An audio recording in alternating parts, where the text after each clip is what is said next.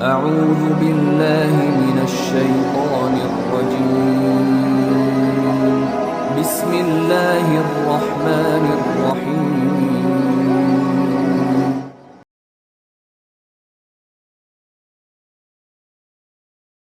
Avant de parler du Hajj, nous attendons parler aussi de la Umrah. Parlant Umrah ou bien le Hajj. La Umrah, c'est le petit pèlerinage. Le Hajj, c'est le grand pèlerinage. Et tout s'effectue à la Mecque.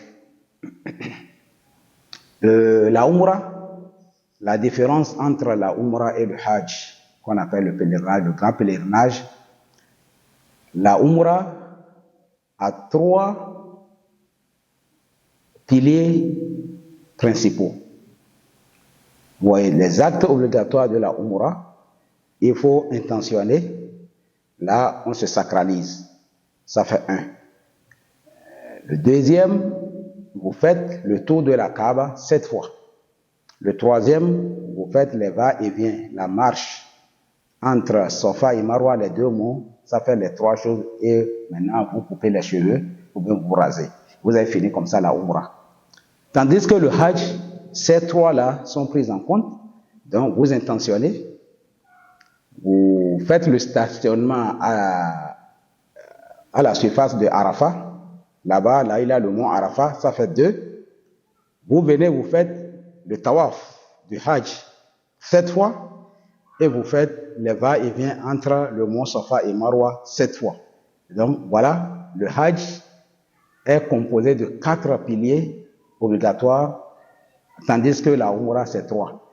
Maintenant, le moment où nous pouvons effectuer la Umrah donc, est ouvert. C'est-à-dire que dans toute l'année, au cours de toute l'année, on peut aller accomplir la Umrah. Voilà que le Hajj a son temps spécifique.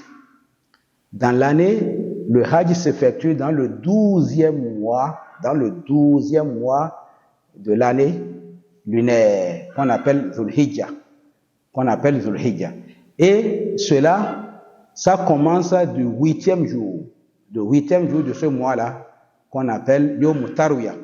À partir du 8e jour, vous commencez le 8, le 9, qui est le jour de Arafat, le 10, le 11, le 12, le 13. Donc, d'autres peuvent finir leur Hajj durant les 5 jours. Donc, vous commencez du 8e au 12e jour. Tandis que ceux-là qui veulent encore ajouter, retarder, ils peuvent aller jusqu'au 13e jour. Donc, c'est la différence entre la Umrah et le Hajj. Pour quelqu'un qui veut accomplir le Hajj, nous avons 3 sortes de Hajj en islam. Nous avons ce qu'on appelle le Tamattu, nous avons le Ifrad, nous avons le Qiran. Le Tamattu, ça veut dire que vous intentionnez d'abord, en premier lieu, la Umrah. Après avoir fini, vous vous désacralisez, vous vous déshabillez de votre ihram et vous attendez le 8e jour de mois de Hajj et que vous commencez votre Hajj. Là, vous avez séparé la Umrah du grand pèlerinage. Cela nécessite une immolation. Le deuxième, ce qu'on appelle Ifrad, c'est-à-dire que vous accomplissez seulement le Hajj, sans le mêler à la Umrah. Cela ne nécessite pas l'immolation, sauf si vous avez commis des erreurs que vous voulez réparer. Maintenant, le 3e rite, qu'on appelle 3e sorte du Hajj, c'est le Qiran. Le Qiran, vous mêlez la Umrah et le Hajj ensemble. Vous intentionnez que vous voulez faire la Umrah et le Hajj ensemble sans séparer l'un de l'autre. Et vous intentionnez. Pour le pèlerin ou bien les futurs candidats au pèlerinage, donc qu'est-ce qu'ils doivent faire? Comment accomplir leur Hajj? Tout d'abord, il faut purifier son intention. Tout ce que nous faisons, c'est l'intention qui compte. Les actes ne valent que par leur intention. Al-ikhlas, la sincérité dans ce que vous intentionnez. Pourquoi je vais aller faire le hajj? Je vais aller faire le hajj pour Allah, uniquement pour l'amour de Dieu, et je veux que Dieu accepte ce hajj. Donc vous vous préparez, soit vous descendez à Médine, soit vous descendez à Jeddah. Maintenant, si nous prenons le cas que la plupart de ceux-là qui vont accomplir le pèlerinage du Bénin, ils iront par Médine. Donc là, ils vont descendre comme tout pèlerin là-bas. Maintenant, attendant le jour où ils vont venir à la Mecque, ils vont maintenant se sacraliser pour venir faire la Umrah. Lorsqu'ils ont fini la Umrah, comme on l'avait dit, donc ils se désacralisent et restent à la Mecque dans leurs hôtels comme les habitants de la Mecque. Ils deviennent comme ça automatiquement les Mecquois. Donc, maintenant, ils vont attendre le 8e jour du mois du Hajj, qui est le Zulhijjah. Et maintenant, de leur hôtel, ils vont se sacraliser, ils vont prendre le ihram. Donc, ils vont prendre le bain rituel qu'on appelle janaba avant de porter leur ihram. C'est pas obligatoire. Et maintenant, de là, ils vont partir et ils vont intentionner Allahumma labbaika hajjan. Puisque ce qu'ils avaient fait de Médine là-bas, au niveau des miqat, il a ces limites-là, on ne doit pas les dépasser.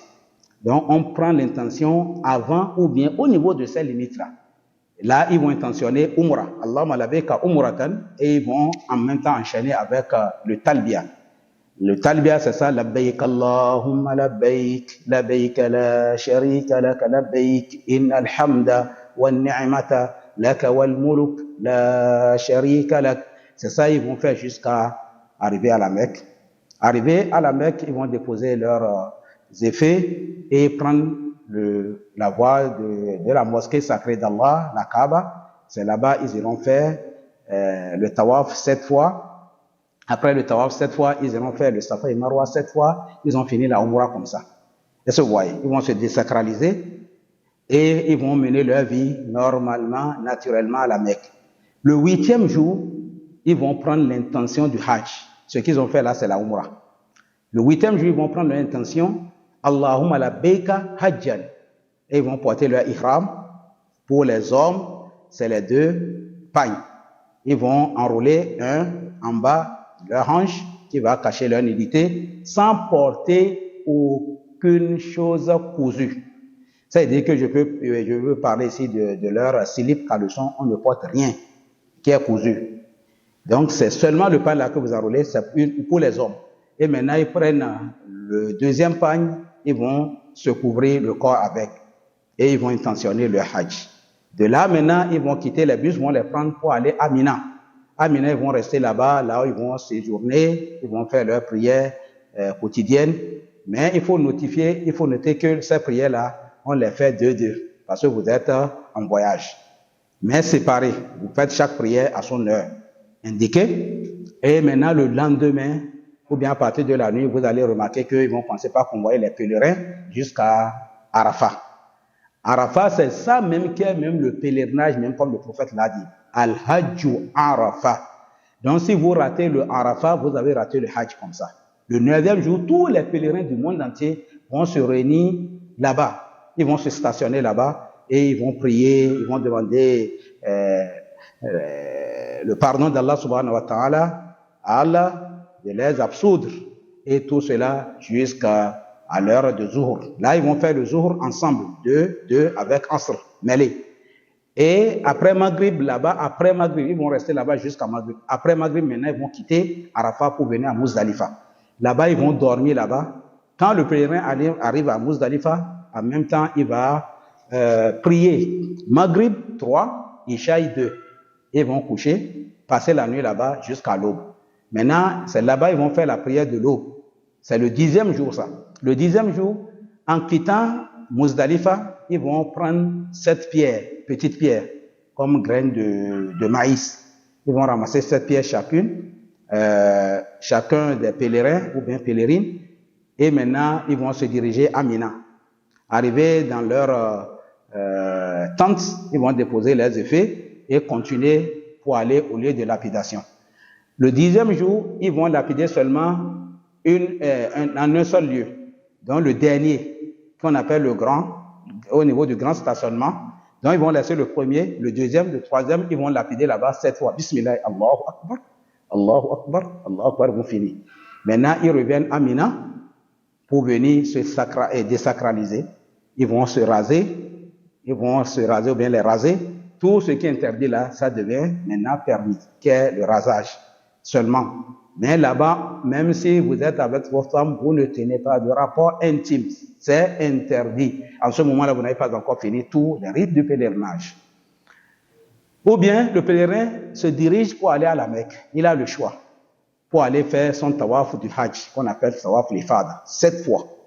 Et après, maintenant, il va faire les va-et-vient entre Safa et Marwa. Et maintenant, il revient encore à Mina. Vous voyez, il revient à Mina, là où il va séjourner 2 jours ou bien 3 jours encore. Donc, s'il revient maintenant le 11e jour, ce qu'il a à faire, c'est de ramasser 21 pierres. Où il ira, là où il était allé hier, là. Au lieu de lapidation, là on fait le jet. Donc, il va encore jeter là-bas 7 fois x 3. Au premier lieu, là il n'avait pas jeté hier. Le 10e jour, il va s'arrêter là pour jeter 7 fois. Bismillah, Allahu Akbar, Allahu Akbar. Rappelons-nous que tous ces actes que nous posons là, nous imitions le prophète Ibrahim, alayhi salatu wassalam. Il était le premier à le faire lorsque Satan voulait le dérouter. Il a lapidé Satan. Et c'est devenu aujourd'hui parmi les rites de pèlerinage que les pèlerins font. Vous quittez là 7 fois, vous allez en même temps au milieu, vous allez lapider aussi 7 fois. Vous quittez là, vous allez au 3e lieu, vous lapidez 7 fois. Ça fait 21 pierres. Maintenant, vous revenez encore à Mina, là où vous allez encore passer la nuit. Le lendemain, vous allez ramasser 21 pierres.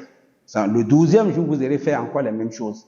Le 5e jour, comme ça, si vous voulez, vous pouvez quitter. Dieu dit cela que après la lapidation du 12e et au 12e jour, ils ont quitté, il n'y a aucun grief. Maintenant, pour ceux-là qui veulent retarder, peuvent rester encore jusqu'au lendemain, le 13e jour du mois de Zulhijjah. Ils vont encore ramasser les 21 pierres pour aller lapider. Là, ils ont fini comme ça leur pèlerinage et ils vont rentrer, aller à la Mecque pour aller se préparer pour maintenant préparer leur retour dans leur pays respectif. Pour ceux-là qui n'avaient pas fait le tawaf et que seulement ils ont lapidé et revenu à Mina, et une fois arrivés à la Mecque, étant même dans leur tenue, là on n'a plus besoin de se sacraliser encore, de prendre le ihram, même dans sa tenue normale, vous allez à la Kaaba pour aller faire le tawaf du Hajj 7 fois. Vous faites les va-et-vient entre Safa et Marwa 7 fois. Vous avez fini comme ça les rites du pèlerinage proprement dit. Maintenant, vous attendez le jour, la date de votre retour au pays et vous allez maintenant pour aller faire le tawaf de revoir qu'on appelle tawaf al-wada. Donc voilà ce qui attend les candidats et candidates au pèlerinage. Nous demandons à Allah subhanahu wa ta'ala de faciliter tout pour nous, de faciliter pour tout le monde et de faciliter aussi tous ces rites-là pour chacun. أعوذ بالله من الشيطان الرجيم بسم الله الرحمن الرحيم